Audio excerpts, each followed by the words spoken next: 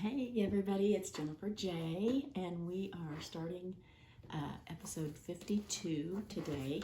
And I'm sorry I'm getting it posted just a little bit late for those of you that are watching in real time. I tried to get them posted by midnight, and I did not get that done last night, so I apologize, but I will try to get back on track. I am getting better. It is September 12th of 2022 when I'm recording this. So if you're watching it later than that, it doesn't mean anything to you.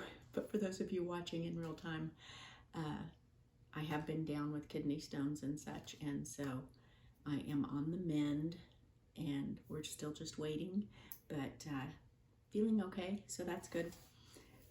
Today we're going to be in 1 Kings chapter 38 and I apologize, chapter 18 and verse 38, but we're also going to be in chapter 19 verses 1 through 8.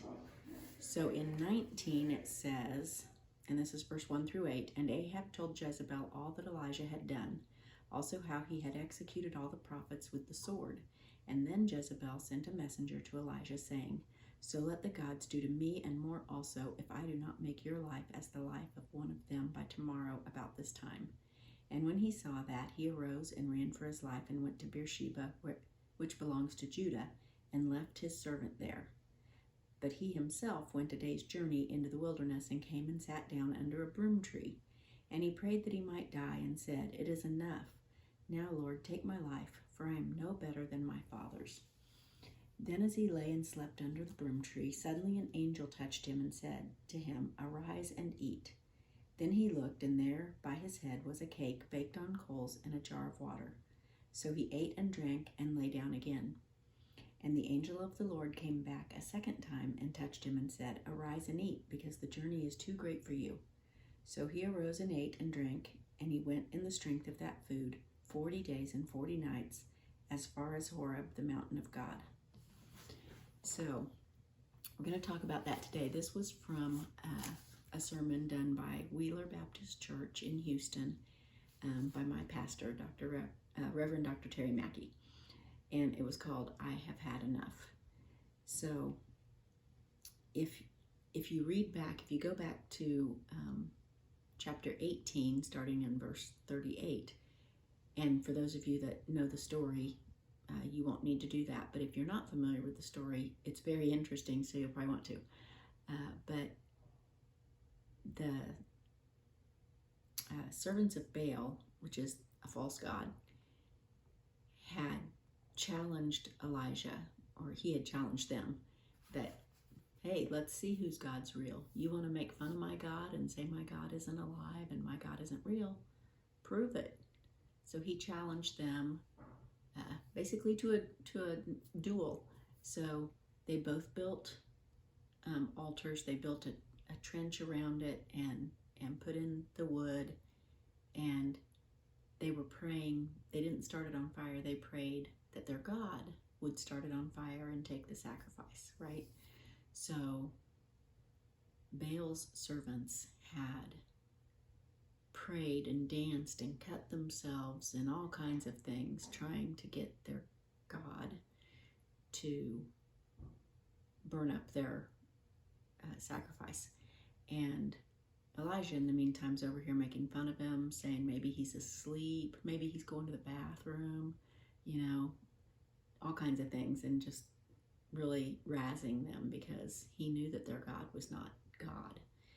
And then when it came his turn, he drenched the wood in water, filled the entire trench with water, soaked it down really good, like there's no way this is going to catch on fire in our physical world, right? It's going to have to be a God thing. And then he prayed, boom, it all was ashes. Every bit of it, the rocks, the water was gone, the wood was gone, everything was completely devoured, because our God is the true God. And so he had just done that, just defeated a bunch of Baal followers, just had that miraculous mountaintop experience with God where he prayed and God answered and showed himself. And now we're just a few verses later, and Jezebel is angry about what he did there and says, I'm going to come kill you. And he runs terrified for his life. And so one thing that Pastor had said was, in moments of victory is when we're most vulnerable. You know, he ran away and said, I've had enough. I can't take it. And when we're on that mountaintop, that's when we're the most vulnerable. So we need to be on our guard and have our spiritual armor on, especially when we're feeling invincible. Especially because that's when we might have some holes in our armor that Satan can get in. So he made some key points here. One is Elijah hadn't had enough rest.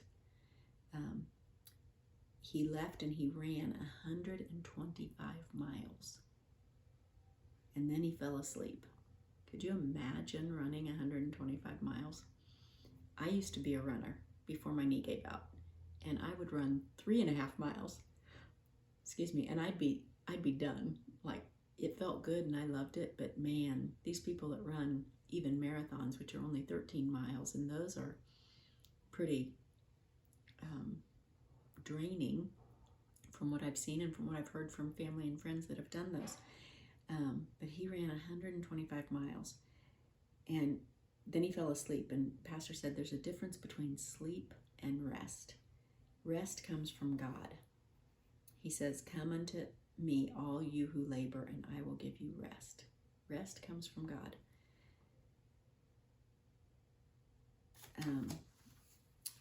So he hadn't had enough rest, and he also hadn't had enough refreshment. The angel woke him up and told him to eat. So he ate, and then he went back to sleep. And then the angel woke him up and told him to eat again. He was strengthened by the food. So he says, don't starve yourself. You need food. You need to take time to take care of your body. So you need rest and you need refreshment. And then he said he didn't have enough reinforcement either. He had left his servant, and his servant was his support and his reinforcement. And the servant was with him in 1 Kings 18, but he had separated himself from him by chapter 19. So he said, God will give you the same people in the wilderness that he gives you on the mountaintop. And in 1 Peter 5:8, it says that Satan is prowling around and seeking whom he can devour. We need to have our people around us. We need to be in community with other Christians, because when you're isolated, that's when he's coming for you, right? Whenever, the gazelles are running in the wilderness and the lions are chasing them, what do? They get the one that's lagging behind, the one that's isolated from the rest. And that's exactly what Satan's going to do to us. He's just looking for who's been isolated. So we need to be very careful because he's very crafty. And so he also said he didn't have enough reflection. He didn't think about all God had done for him. And in 1 Kings, if you go back one more chapter to 17, it's when he had prayed for rain. There hadn't been rain for 3.5 years. And he prayed and God sent the rain. And so he hadn't reflected on all these mighty, mighty acts that God had done for him. And so instead he got scared. And so what we need to make sure we're doing is reflecting. That's one reason I tell you to write things down, because then you can go back and you can reflect on all the things God's done for you. And as you do that periodically, you begin to remember them. Sometimes you'll read it and you'll go, oh yeah, I forgot that he did that. But as you go back and you continue to reflect on those things over and over again, you begin to remember, and you can just bring them to memory when you need them, to check them off and go, nope, God was faithful that time. Nope, he was faithful that time. Nope, he was faithful that time. He's going to be faithful this time. So we need to really get those things in our brain. That God had shielded him and had hemmed him in, and he will hem me in. So when you feel like you've had enough, remember that God is more than enough. He's got you, and he will fight your battles.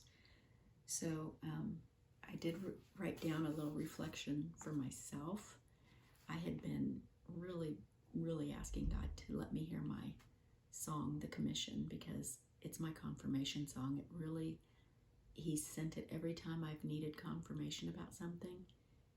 It's right there. And I was really feeling kind of isolated and separated from Him. Even though I know He's here, I wasn't feeling His presence like I had felt it before. And I was asking Him, please send me my song. Just, your way of speaking to me, and I know that you're here. And he didn't send it, and He didn't send it. And I had to remember, I know who I have believed in. I know that He is able. I know that He loves me, and He's going to keep me. And I just had to keep repeating those things to myself, because I do know them to be true. Whether He sends the song or not, I know that they're true. And He hems me in, and He loves me, and He's not disgusted with me, and He's not mad at me, and He has forgiven me, and He wants me to choose Him. And I have to live every day, moment by moment. And as I was remembering those things, the 4 R's that Pastor had gone over was, I have to remember them, I have to reflect on them, I have to rest, and I have to refresh myself with nourishment, was what that one was. It's not the R word He used, is it? Did He used? No, refreshment. Yeah, refreshment. I have to refresh myself with refreshment, which makes me think of food. So, but God has me in the palm of His very capable hand. So, that was, let me see what day I did that. Sorry, I'm looking at my finger on camera. That was on the 30th, and the very next day I heard my song. So, God has to get me where He needs me to be and focus on Him and remember Him and reflect on Him, and then He comes through every time. So I just want you guys to remember that. Take care of yourselves, take care of your bodies. We are the temple of the Holy Spirit, and it's important that we get enough rest and that we eat properly, and then for our mind and our soul to reflect on Christ and to remember all the good things that He has done for us in the past. So if He woke you up today, He put air in your lungs. If you have a roof over your head, He gave you shelter. If you have food in the pantry, even if it's not what you want, you have food, you can nourish yourself. These are all things to thank God for today.